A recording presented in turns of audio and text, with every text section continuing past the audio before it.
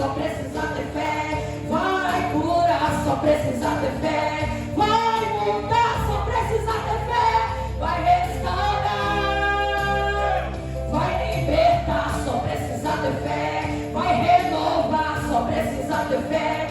Vai transformar, só precisa ter fé. Vai mudar.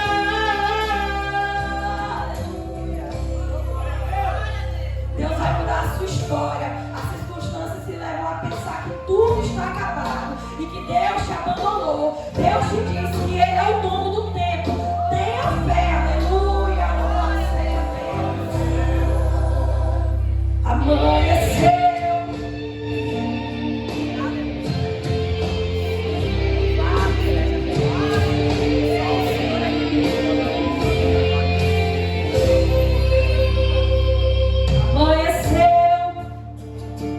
Tudo está do mesmo jeito que ficou, aleluia, ficou.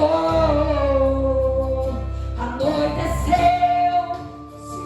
e nada pra você mudou, mudou. O dia vem, o dia vai, a noite chega.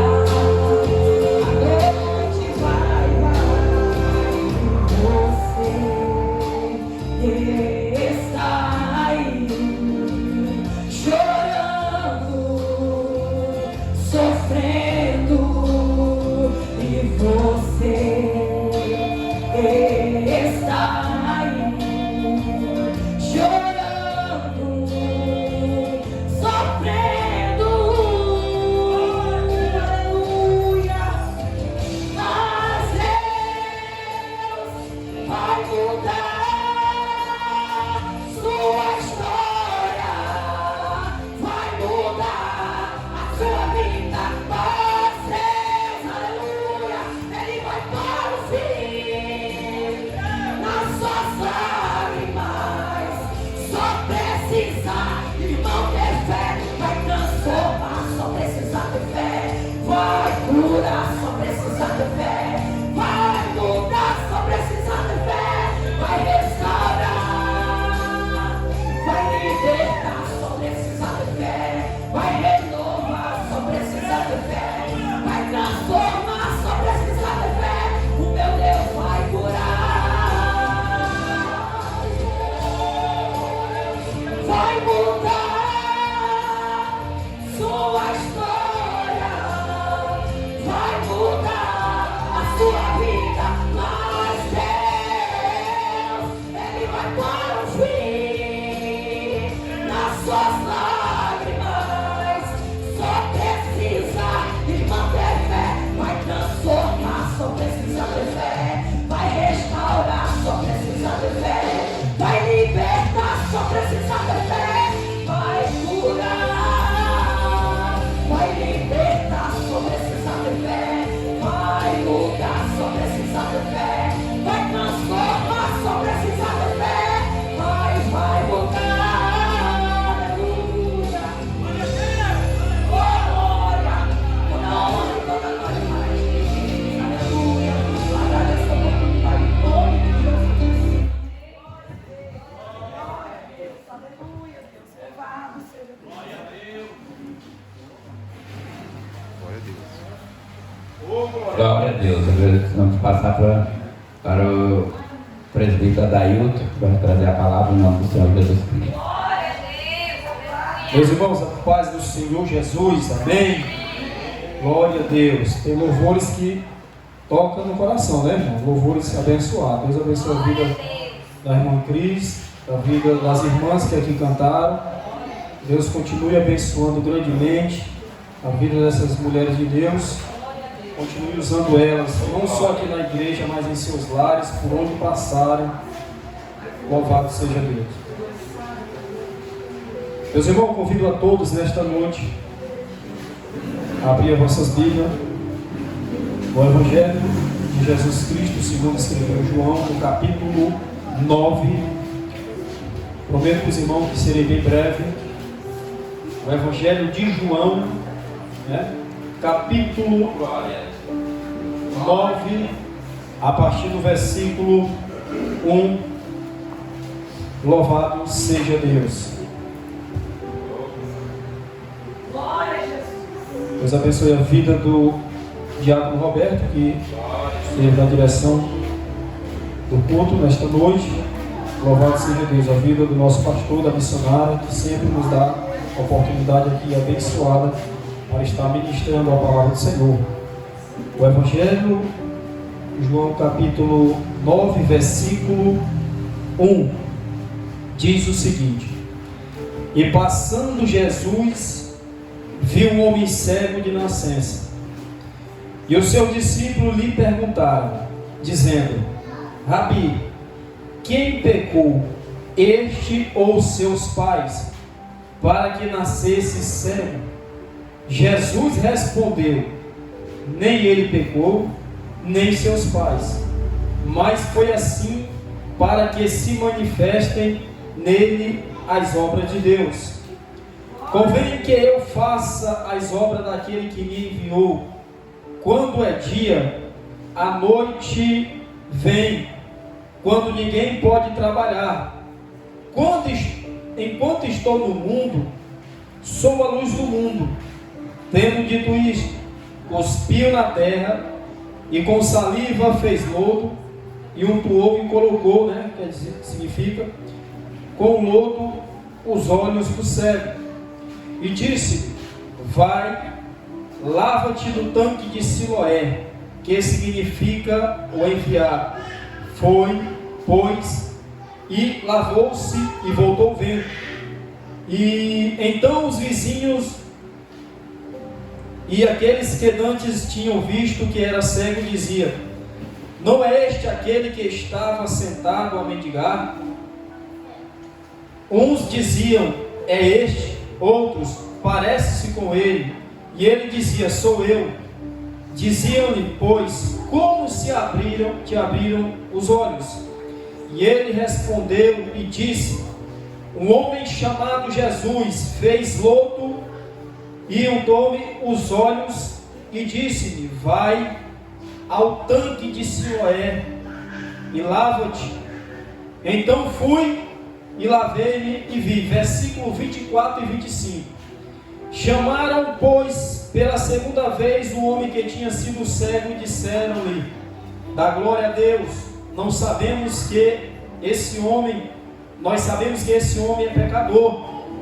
Respondeu ele, pois, e disse: Se é pecador, não sei. Mas uma coisa sei, é que eu havendo eu sido cego, agora vejo. Louvado seja Deus. Louvado seja Deus.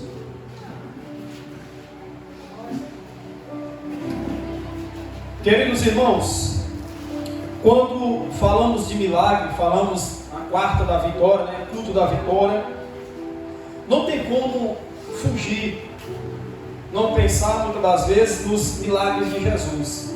É bem verdade que no Velho Testamento nós podemos ver quão grandes coisas o Senhor fez através dos profetas, através daqueles homens de Deus, dos patriarcas. Mas os milagres de Jesus são milagres incomparáveis. São milagres que chamam a atenção, principalmente naquela época. Jesus, por onde passava, sempre havia multidões. Por quê? Porque os sinais que o acompanhavam, os sinais que ele fazia, era diferente de qualquer sacerdote, profeta do passado, do Antigo Testamento. E a mensagem que Jesus pregava era a mensagem que convencia o pecador, que convencia aqueles que não conheciam a verdade. É bem verdade também que alguns enfermos iam no seu encontro, e quando iam, não voltavam da forma em que chegaram. E isso que chamava mais atenção do povo daquela época. Por quê? Porque o milagre, ele é algo impactante para muitas vidas. O milagre é algo inexplicável. Por quê? Porque quando nós olhamos para os milagres, para os evangelhos, nós podemos observar que as multidões estavam ali aglomeradas próximo de Jesus. Por quê? Porque quando alguém saía daquela multidão, chegava em sua casa, ou quem sabe ia no meio do caminho falando um para o outro, dizendo: rapaz, esse homem que apareceu chamado Jesus, ele é diferente de qualquer outro que apareceu, ou qualquer profeta ou profetiza. Esse homem faz coisas que ninguém nunca fez. Louvado seja Deus. Então isso chamava a atenção daqueles que outrora ouviam e também que via os sinais acontecer na vida da humanidade naquela época. A Bíblia diz que Jesus, no capítulo 9 que nós acabamos de ler aqui, Jesus ia passando e vendo o homem cego de nascença. Quer dizer, esse homem nasceu com essa cegueira, esse homem já nasceu assim com esse, vamos dizer, com esse defeito. E a Bíblia diz que quando Jesus está chegando próximo, ele está com ele também o seu discípulo. Seu discípulo pergunta a ele: mestre, esse homem, quem pecou para que esse homem nascesse assim? Ele ou seus pais?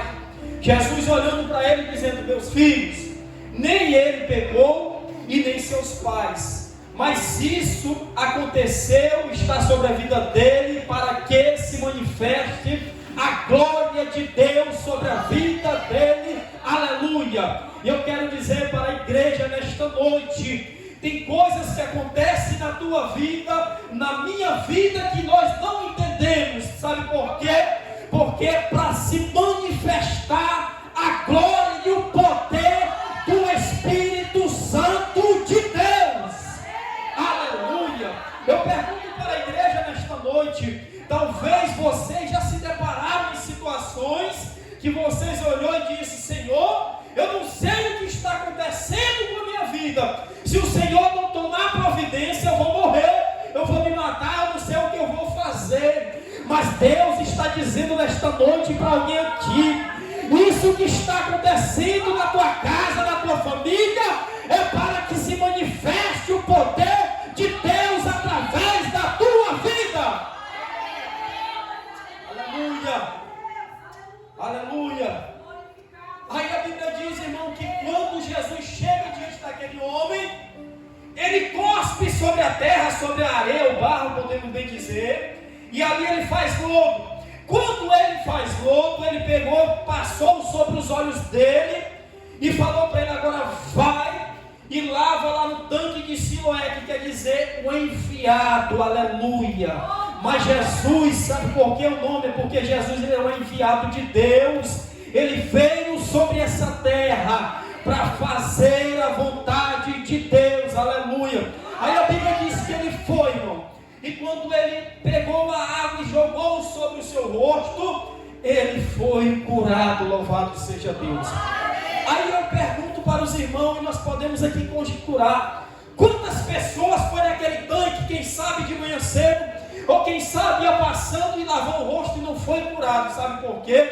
Porque Deus faz um milagre na hora que Ele quer, com quem Ele quer. Não importa o lugar, não importa que seja quem for, o importante é que Deus quer usar quem dá espaço, quem se dispõe na sua obra. Louvado seja Deus. Aleluia. O interessante é que quando aquele homem volta vendo, irmãos, o texto é bem claro em dizer que os seus vizinhos e os que antes viam ele a mendigar, quer dizer, o homem, além de ser mendigo, melhor dizendo, o homem, além de ser cego, também mendigava, pedia esmola. E as pessoas viam aquela situação todos os dias da sua vida. Mas existe um grupo de pessoas que não se alegra quando Deus te coloca em certa posição. E isso é uma doença grave na vida de muitos. Eu digo isso tanto no meio do povo de Deus, como também no mundo secular. A Bíblia diz que eles olhavam e diziam: mas vem cá, esse aí não é aquele que andava a mendigar? Aí outro dizia: parece com ele. E ele se manifestando: sou eu. Ei, sou eu estou curado. Aí a Bíblia diz, irmão, que nós temos que se alegrar com os que se alegram, pastor. Chorar com os que choram. Infelizmente nós estamos vivendo uma geração que estamos se deparando com essa mesma situação deste homem. Pessoas que não querem ver você crescer. andar, eu não estou aqui criticando, vou dizer aqui algumas coisas, não é crítica, eu gosto de bicicleta, moto mais nova, antiga, eu não tenho nada contra. Pessoas que querem te ver, quem sabe, todo o tempo andando de bicicleta. Pessoas que querem te ver com motos tão simples. Tem pessoas assim, mas essas pessoas não sabem o que está dentro do teu coração. Sabe por quê? Porque você vai ser aquilo que está dentro do teu coração. Satanás olha lá fora e diz: ele só está na presença de Deus porque Deus deu um emprego para ele, deu uma esposa bonita, deu um filho. Deixa ele perder o emprego. Não, Deus está olhando lá de cima. Eu escolhi o irmão A, o irmão B, porque eu tenho grandes coisas para colocar sobre as mãos dele, sobre a vida dele, sobre a vida dela. Aleluia. Aí, irmão, tem pessoas. Aí tem pessoas que não se alegram. Muitas das vezes, quando você compra, quem sabe, uma bicicletinha nova, ou um terno bonito, ou uma moto, ou uma casa. Não, irmão, nós só temos que ser diferente. Nós temos que se alegrar com nossos irmãos, como a congregação Jeová Chama faz, se alegra. Quando um compra isso, conquista aquilo, isso, aquilo, nós temos que se alegrar. Se for para chorar, a gente chora. Se for para lutar, a gente luta. Se for para orar, a gente ora. E se for pai no braço, tem coisa que é no braço, a gente resolve também, irmão. Igreja é assim, é uma família, aleluia. Então, quando esse homem foi curado, aí a Bíblia diz, irmão, que existia um grupo de pessoas, esses eram carnudos, irmão, esses eram perseguidores de Jesus. Os fariseus vendo aquela situação e olhando e dizendo: peraí, esse homem era cego, agora como é que ele vê? Tentaram investigar a cura, irmão, porque as coisas naturais de Deus para o homem carnudo lá fora não entende, mas nós que estamos aqui é poder de Deus, irmão. Aí eles tentaram de várias formas investigar o homem que era cego. Ele perguntou: que foi que te fez isso? Que foi que te deu a visão? E ele disse: um homem chamado Jesus cuspiu na terra, passou um louco nos meus olhos e pediu para mim lavar no tanque, e eu voltei e estou vendo.